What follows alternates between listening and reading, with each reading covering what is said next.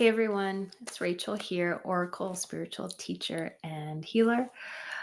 Today I want to take a look at the US economy. I don't typically, I haven't typically done readings like this and have posted videos, but for some reason, I'm feeling drawn to do that. So we're going to take a look at that. So I'm going to start with pulling from this deck. This deck This deck, I call it my shamanic deck or my Sedona deck. This is what the box looks like. But I asked my guides, this is the only deck they wanted to use for this. And so I'm going to take a look at the US economy first, and then I'm going to shift into the global economy. And I do have to say this for legal reasons, that this is a oracle reading, right? And so I'm not an economist. I think I have to legally say for entertainment purposes only, so I'll go ahead and say it. But for no reason should you take legal advice from me. You always should make your own decisions about everything in your life. I can only tell you the energy of things. Energy can shift. So I'm recording this on May 20th. And even, say a week from now, things could shift into a different timeline, a different trajectory. The first card that's coming up is a meditation card. They're saying that has to do with being very sort of thoughtful with how you're using your money. So not sort of using it flippantly or coming from like this fear or scarcity energy, and making financial decisions from there. But that meditation card has to do with being centered and somewhat practical with how you're using your material resources at the moment. So not being exact, what's the right word? Extravagant. There it is. Not being extravagant, but also again, not being contracted and fearful around it, but just sort of being very more logical and practical at this time. Protection. Yeah. This card has to do with, I don't see the US economy going into this like depression. It's not going to be anything like what the depression, and it hasn't been. It's not going to be anything like that. We're in a recession. We're not through the recession yet, but that's what's happening. The protection is because, again, there's so much karma around what's happening in the world right now, and clearing things up and bringing us transitioning us into a different way of living, different operating systems, different belief systems, all of it. So that protection card has to do with, and again, I'm just looking at it from the context of the US economy, that there isn't going to be this doomsday, things getting to that point where, it's just like extreme poverty everywhere. I don't see that happening at all. So that's what that protection card is about. And the shadow. What is happening and what we're going to continue to see happen are the things that have been kept secret behind closed doors in private conversations, people lying about their finances, taking advantage of the financial systems. That's all going to start to come up more and more. More so with people who, you're going to see this happening with people that are sort of more famous or more are well known, but also who have what we perceive to have more resources, which is not necessarily the case, because if you've been lying and stealing and being manipulative and deceitful, then you don't actually, those resources aren't actually yours. They're on borrow, is how they're putting it, my guides. You've borrowed them. And so the borrowing has sort of come up. And so what they're saying, this has to do more with people that are in like higher positions of visibility, Also power. Um, this is also somewhat politically based, um, but it's more individuals, not like so much as the government. I don't see that right now as being a thing, like the government spending. Um, so our that is coming to the surface to be cleared. It's coming to the surface to be cleared.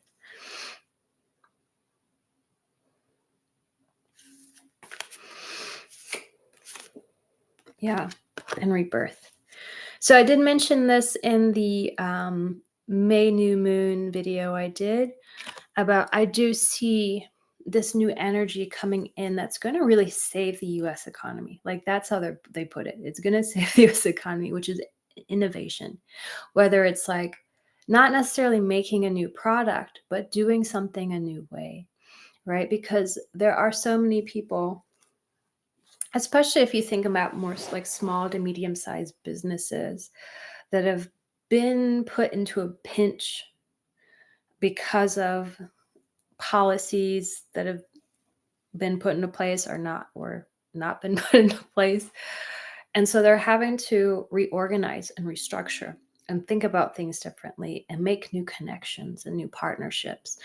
And so that sort of innovative, creative problem solving energy is what I see is going to keep the economy in the US from completely sort of going down the drain. It's not going to come from our political system. That's not what's going to save us right now. That's not what's going to keep things from going down too far. And the other thing they were saying about that is, if we look at the politics of the U.S. right now, there's so many political appointees that don't know what they're doing. Some of them are aware of it, and they're just still doing their job. There's a lot of ego there for many of them. Um, and so they don't know what they're doing. They're causing things to fall apart. But it's also, I want you to think of it this way, it's also the role they're playing for this change to happen. None of them are going to be, the people who don't actually really know what they're doing are not going to be in their positions for very long. They're not going to be like, even this sort of presidency, I don't see, no, it's definitely, I don't see it. And I have never seen it lasting a full term.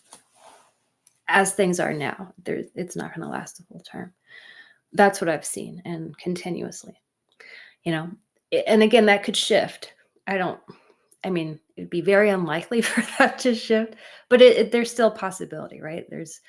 I can only really talk about the potentials that exist. What actually happens, we have to wait and see. But the potential for that happening is on the lower end of the potential for it not to happen. So anyway, the people around that, right, that are not political appointees, that have sort of been in their trade, um, their sort of position within that world for a longer period of time, are sort of keeping things from not fully collapsing, right? So we're not burning the whole building down to rebuild it. And I know some of you may feel like that's happening. It's not.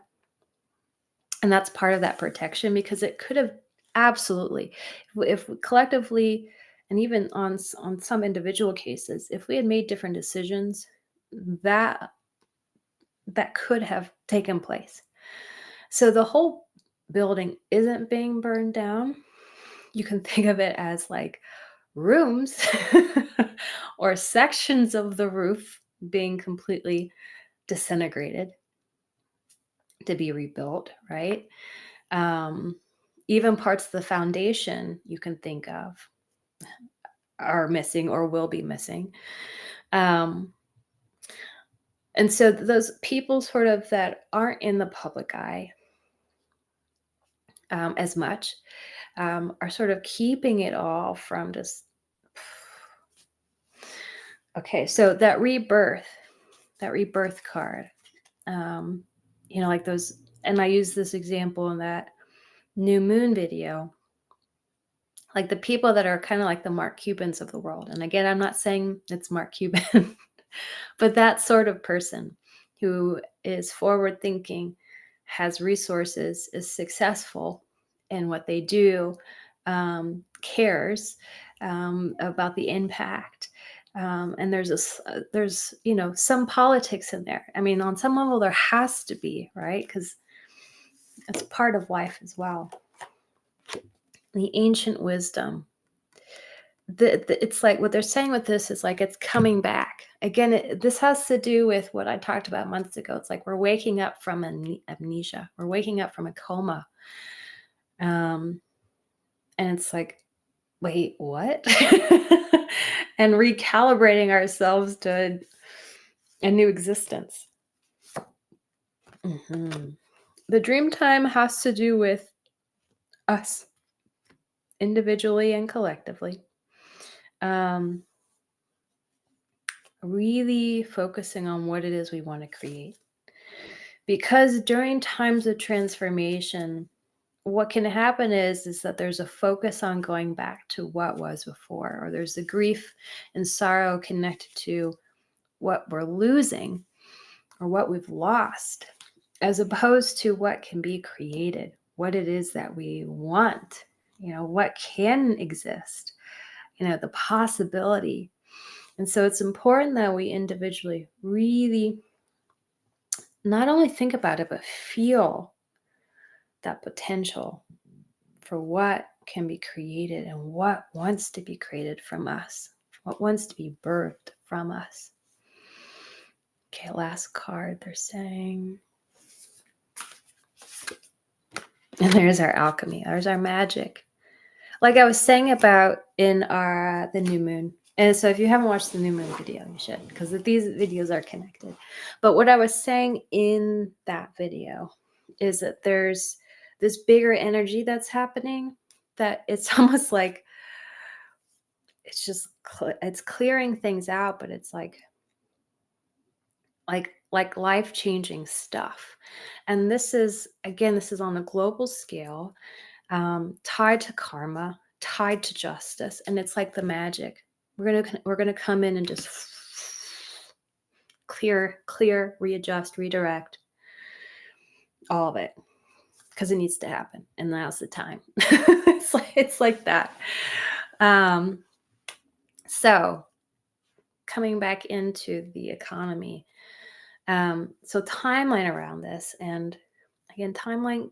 I mean, it can change. The timelines change all the time. So I do see. I'm recording this on May 20th. I do see the recession continuing into the beginning of June. And then that's when things are going to sort of shift. There'll be a shift in the energy of the US financial markets. And it's almost like from there, it'll be a sort of a flow and steadiness into something new. So that's part of the transformation. And what they're showing me, they're not really going beyond the innovation right now. I'll check back in maybe in a few weeks. But that's what's going to be sort of the driving force: creative problem solving, the innovative energy, to bring in basically a new way of working and operating with what we're being given to work with.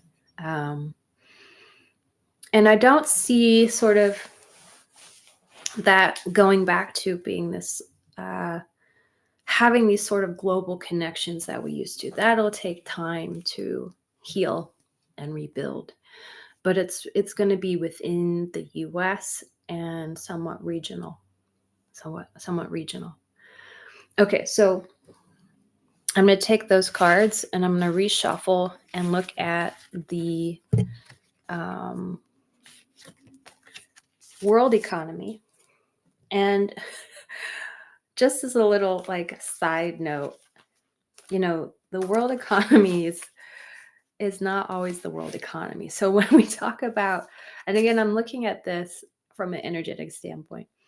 the world economy is really the major players in the world economy um, that sort of dictate how the economy is going to go for all the other countries.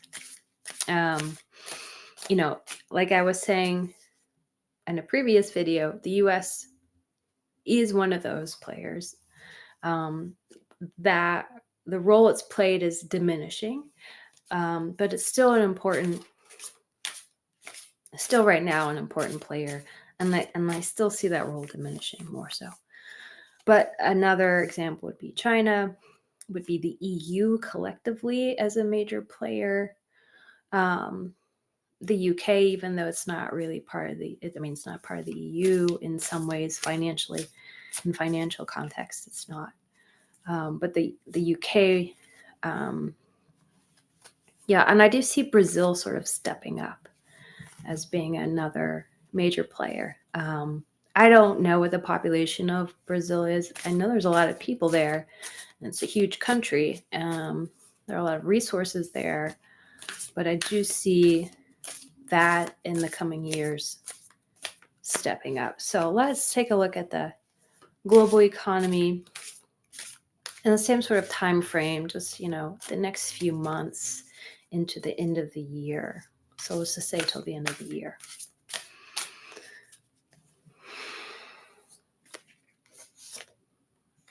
Freedom. Okay, so what they're saying is it's like people are tired of the bullying. They want their financial freedom. And we're talking about countries. They're not talking about individual people right now. They're talking about countries. Like, they don't want to be told what they have to do, or be given these restrictions like, well, you can only have this if you do this. And it's like, again, it's the self-respect card that came in with that new moon. It's people like, no, that's not going to work for me. That's not going to work for us. They're wanting their freedom.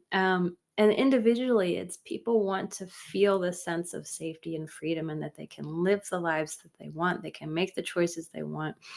And so that's the direction we're heading into, beyond just our financial systems as well. But financially, on a global scale, people are sort of tired of the bullying, and they're like, no, we want to be able to do what we want. We want to be able to have sort of these, at least relationships with other countries that are friendly, right? And not based off of threats or fear, right? That's just old. It's old. It's not working anymore. Yeah, so that self-esteem card again has to do with what we believe we deserve to have. There are some countries that's their level of their belief of what they think they deserve to have is low. In other countries, it's higher. It's like, no, we deserve to be able to trade freely. We deserve to be able to have relationships that are supportive and not just one-sided. While other countries and their governments are sort of more taking what they can get. And again, that's why when we were looking at the global economy, we got to look at the major players that sort of dictate how the flow of money actually goes, how the flow of resources and material actually goes. Perseverance. This is important because in order for our economy to continue to go in a way that's serving people, the collective, and not just a short list of people, is that we have to keep going and not give up, and sort of go into this defeated mindset, right? Like, which has happened historically. There are certain places you can look where that has historically happened, where, well, this is just what it's going to be. It's going to be hard. We're going to have to break our backs. We're going to have to work, endless hours to sort of live a very basic existence that's not in joy or or and much other than survival, right? So it's important that we just keep going. We keep going, moving forward. And in that way, our global economy will start to um, rebalance itself and steady itself. Because actually, that's what most people really want. It's what most leaders, not all of them, but most leaders of countries want. They want stability. They're not interested in like things going up and down and having to shift constantly. So that energy you're going to start to see more in businesses too, and how businesses make decisions. They're going to be making decisions based off of stability. What's going to stabilize our company? It's not so much pushing for like, oh, let's try something new and necessarily groundbreaking that feels risky to them, financially risky. People are starting to feel that they're wanting more financial stability. So that's what we're going to see. The goddess of water has to do with the purification and the flow. Purification and the flow. So let me look at the flow, the purification first. Yeah. And this is tied into the new moon because this came up in the new moon reading I did. But this this extends beyond this lunar cycle that we're in right now, where it's people are going to be coming up in regards to they've been misusing money, hiding things. It's like things are going to get cleared out about people being deceitful with money, all of that sort of energy. And then the flow has to do with, again, that stabilizing, steady flow, steady flow, steady flow, collaborative, friends. How can we help each other? How can we help each other? How can we bring stability back into our financial systems? Yeah. One more.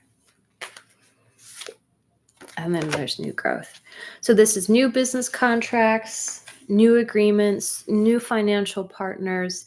We're already seeing this through our global economy. This is going to continue, especially with with what's happening in the U.S. It's going to continue.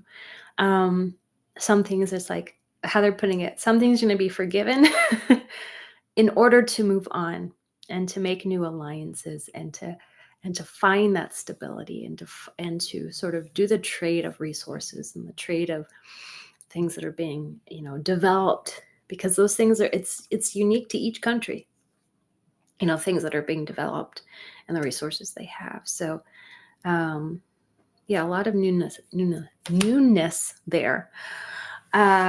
Overall, again, it's moving in the direction it needs to for healing to happen, So just hang on to that, right? And the more we can energize that, individually, the bigger that energy becomes collectively. And then that is the trajectory we go on, right? That's how that works. That's how the energy works. So I hope that was helpful for you. A reminder again, I'm not an economist. I'm not here to give you any financial advice. I'm just looking at the energy, the trajectory of where I see money and resources going, and sort of giving you the energetic update of those things. So thank you, and I'll see you all soon.